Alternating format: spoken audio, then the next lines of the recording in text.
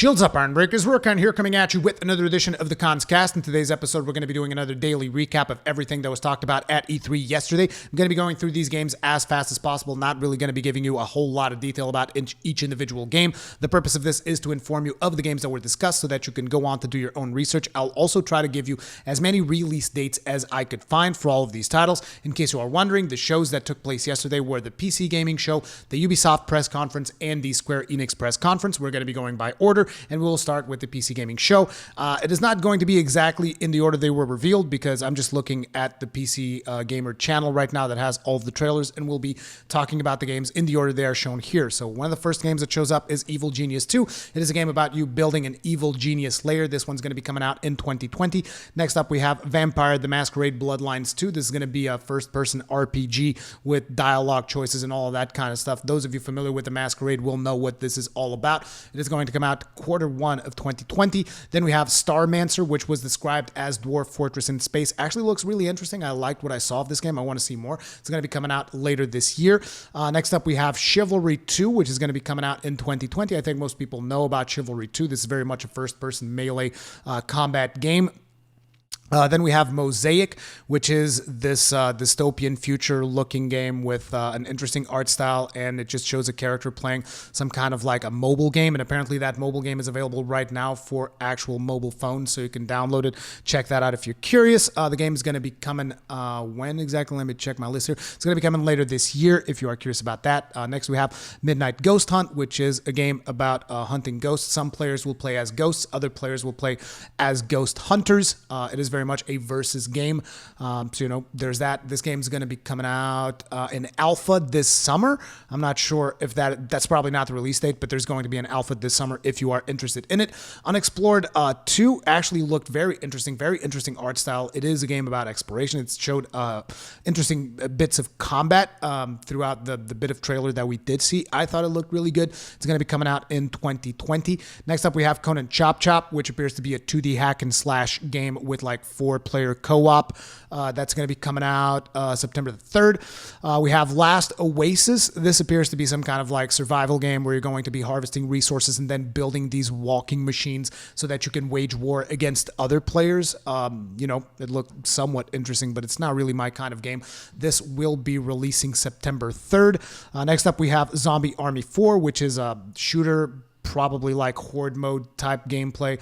This is from the same people that do the sniper games. So, to give you guys an idea of what to expect.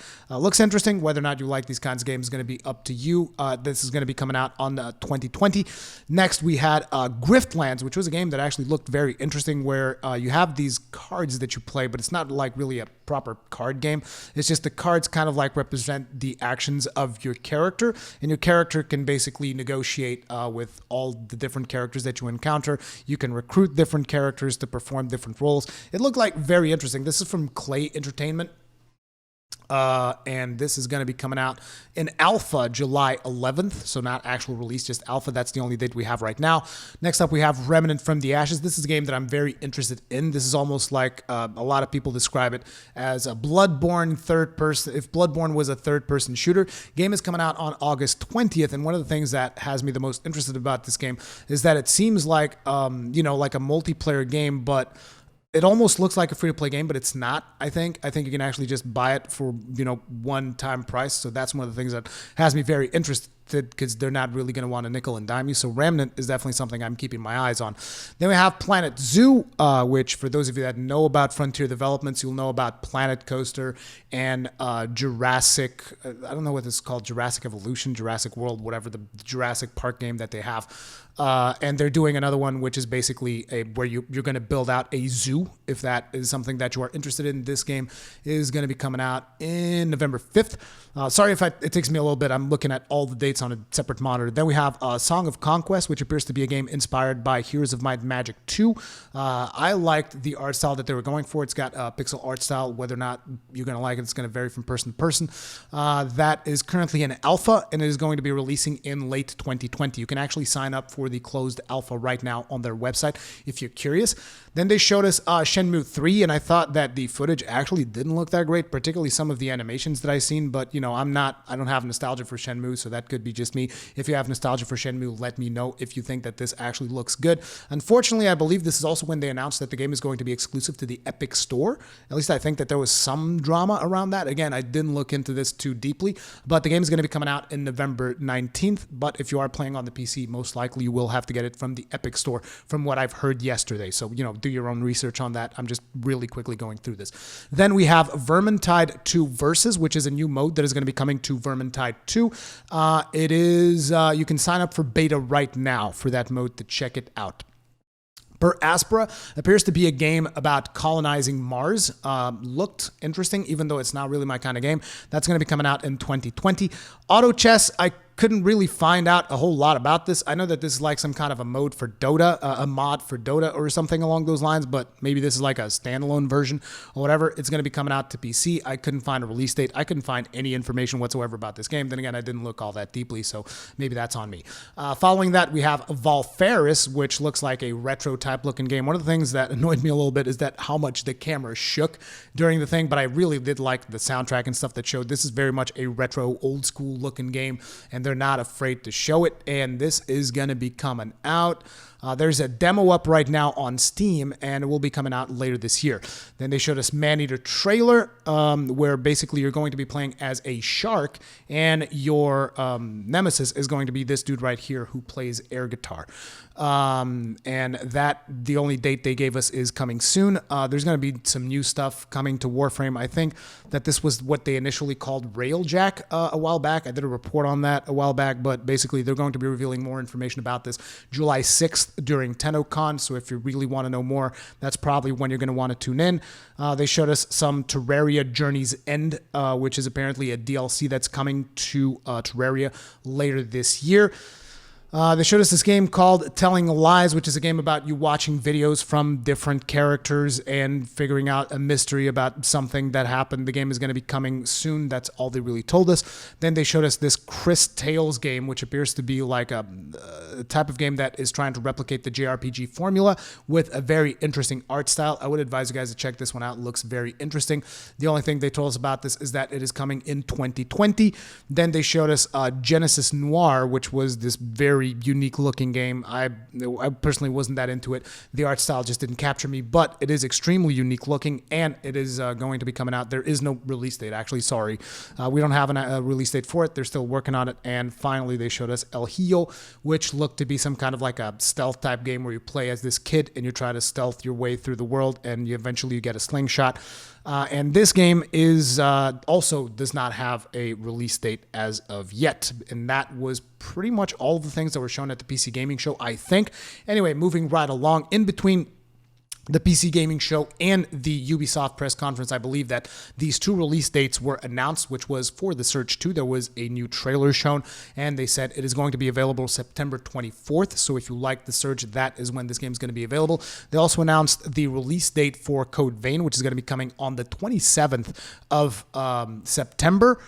So you got 24th of September, 27th of September, and I really wish it wasn't in September, Code Vein, because I'm really excited about Code Vein, but it's just going to hit me right in the middle of my Monster Hunter World Iceborne hype. It's going to be a little bit frustrating, but we'll deal with it. And then following up with that, we had what was potentially the worst press conference of the entire show, as far as I'm concerned. Like, I really did not like the Ubisoft press conference. Maybe that was just me, but either way, very quick recap. One of the first things that they showed was the Assassin's Creed Odyssey creator mode.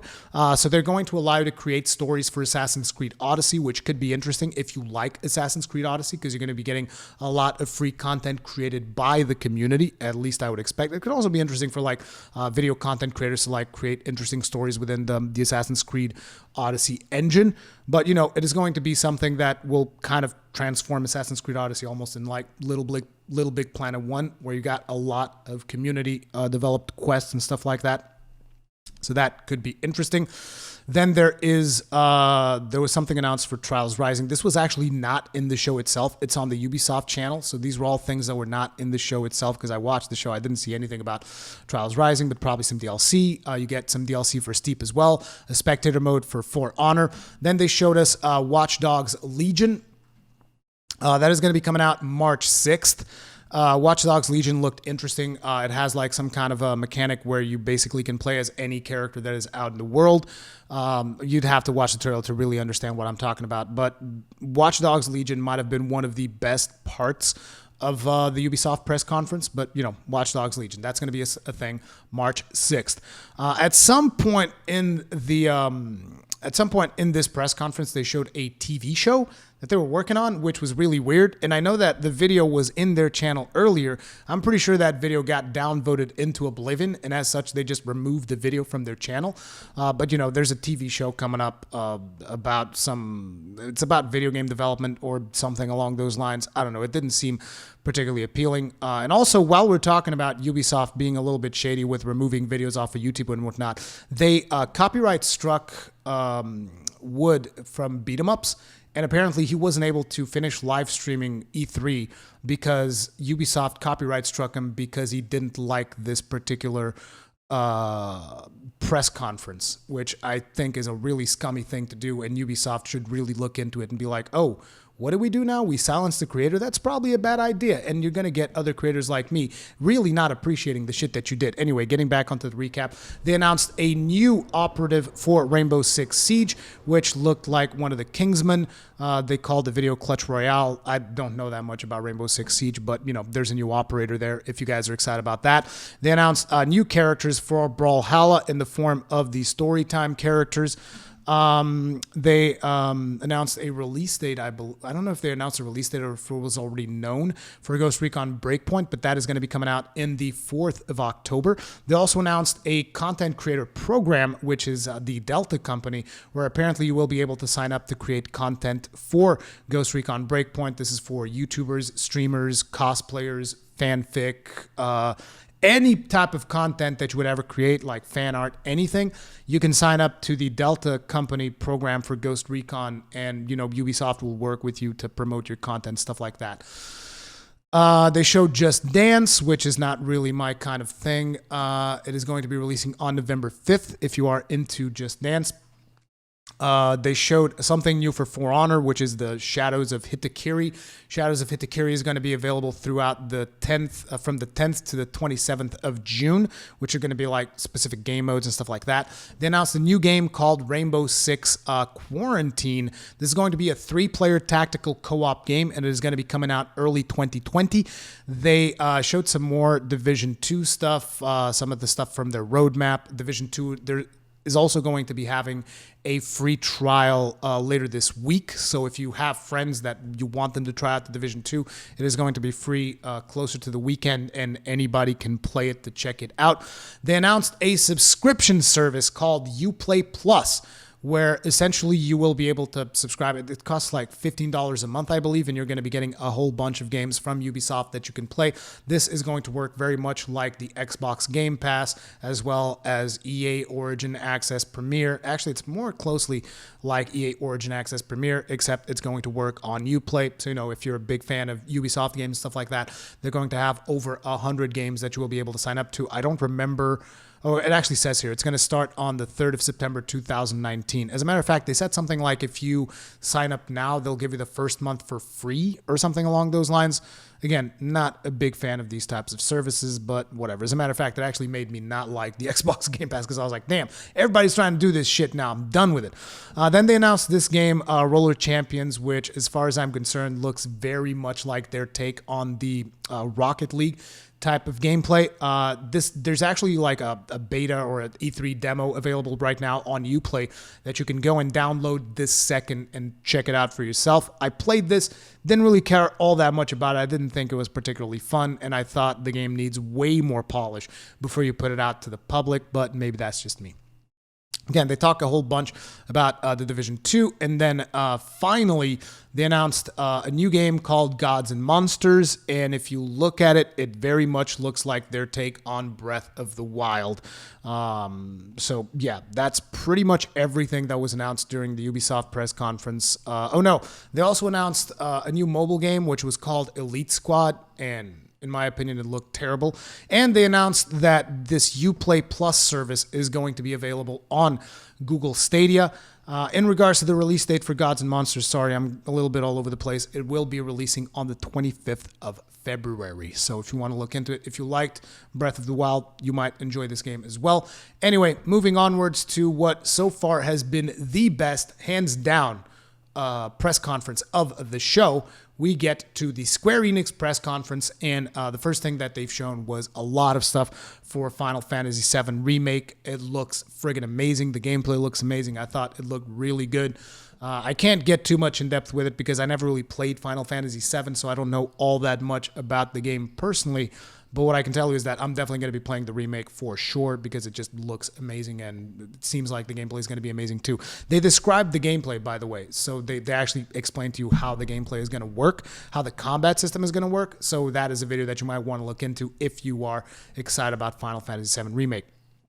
They showed us some DLC for Life is Strange. I don't know if it's this Tent and Trees thing. This was just a random Life is Strange video that I pulled up, but they showed us some DLC that they're going to be releasing for Life is Strange 2. I don't know that much about Life is Strange 2, but you know, if you're into it, I'm sure you can figure out what it was. They talked about Octopath Traveler and how that is currently available on Steam. And by the way, in case you don't know, I highly recommend you check it out. So if you've never played Octopath Traveler before and you only have a PC to play in, you should definitely get Octopath Traveler. Highly recommended by me. They announced that they are remastering Final Fantasy Crystal Chronicles. That is going to be coming out this winter, and it will be available on PlayStation 4, Nintendo Switch, and mobile devices. They announced that they are remastering The Last Remnant for Nintendo Switch. Actually, they announced that it is remastered, and it is available on Nintendo Switch right now. So if you like The Last Remnant, you can pick it up on your Switch right now. They talked quite a bit about Dragon Quest Builders 2. That is going to be available on the 12th of July. Looks very interesting. It's going to have multiplayer. It's going to build up on the success of the first one, and it looks way cooler than the first one from my interpretation. They talked about Dragon Quest 11 Special Edition Echoes of an Elusive Age, which will be coming to the Nintendo Switch this fall. There is no hard date on it just yet. They talked about this new game they're working on called Circuit Superstars. It is a top-down racing game. This is going to be coming out in 2020. They talked some more about Battalion 1944, talked about how the game is doing, and I think they announced like maybe some new weapons or something along those lines. They talked about some new DLC for Kingdom Hearts 3, which actually, it's called Remind. The DLC is called Remind. It is going to be coming out this winter. They talked about the Shadowbringers expansion for Final Fantasy XIV. There was a lot of story stuff revealed. So if you are currently following the story of Final Fantasy XIV and you want to know more about the story for Shadowbringers, you should definitely check out their trailer so that you can understand, because there's like a ton of reveals or something like that. I've heard a lot that the community is like super excited for what was revealed for this story. Anyway, they showed some more Dying Light 2. They announced that they are remastering Romancing Saga 3 and Saga Scarlet Grace Ambitions, but I don't think they revealed a release date, or at least if they revealed a release date, I was looking for it before recording this video, couldn't find it. They announced this add-on to Final Fantasy Brave Exvius, which is the mobile game that they have, which is called War of Visions, and this is currently in development. They didn't really give us a hard release date. They announced a new game, Outriders from People Can Fly. These are the same people behind Bulletstorm, and there was another game, I forget the name now. Sorry, it's just too many friggin' games. Outriders looks to be like a three-person co-op, I think it's third-person shooter. They didn't really confirm if it was third or first-person shooter, but I think it's third-person from some of the footage that they've shown. And I'm not entirely sure if this is going to be a live service game or not. They did say that you can play it as a single player, But again, I'm not sure if this is going to be like one of those always online situations. Either way, I'm very curious about Outriders. Definitely want to check it out. They talked about Oninaki and revealed that the release trailer, the release date is going to be the 22nd of August. This is a game that I'm interested in. This is from the Tokyo RPG Factory guys. So these are the same people that did I Am Setsuna and Lost Sphere. So this is probably going to be a good game as far as I'm concerned. I want to check it out.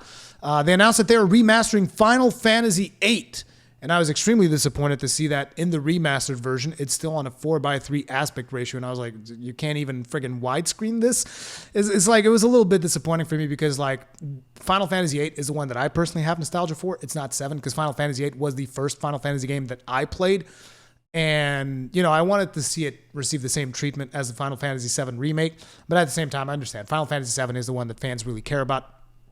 But this does gives an opportunity for people to play Final Fantasy VIII in modern systems. So that is good. That is going to be coming this winter. No hard date as of yet.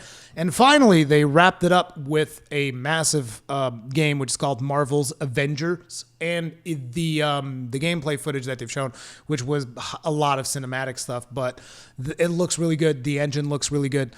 However, there is a bit of fear from my part. Like I said, this is just very superficial research that I did for all of these friggin' announcements, but it looked to me like this might be shaping up to be a live service game.